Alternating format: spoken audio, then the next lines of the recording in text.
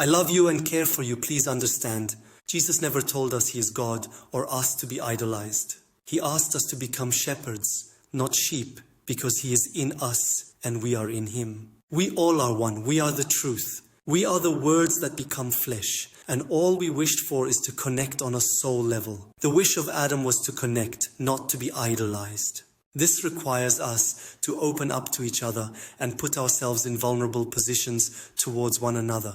We are reborn in random places on earth, and the ripple effects of our actions shape our life experiences. Egotism causes disconnection and fear to dominate our lives, leading eventually to self-destruction. Empathy, on the other hand, unites us, creates peace, and provides the space to make meaningful connections. The reason your husband likes to find the answer to every question is not only tied to him, but to everyone. We all have curious minds that actively search for the logical truth behind everything, to protect us from becoming sheep to anyone with status or money later in life. How can we be self-accountable if we take our truth from others, without critically analyzing it ourselves to make sure we truly agree with it?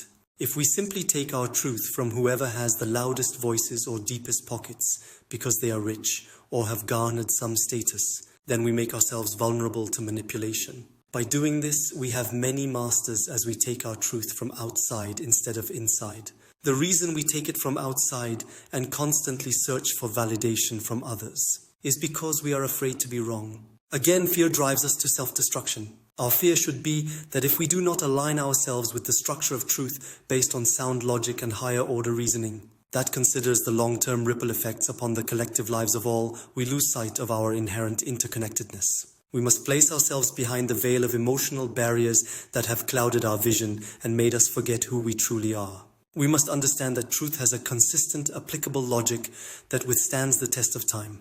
Only then will we find mutual agreement with all, become just to all, and understand that punishment isn't the way. Instead, rehabilitation through explaining our logical understanding and creating a just society where equality and equity are the norms is the solution. Because today, all our problems are linked back to a society where, if we divide the $40 trillion in liquid funds available for food and shelter among the 8.1 billion people worldwide, each would have less than $5,000.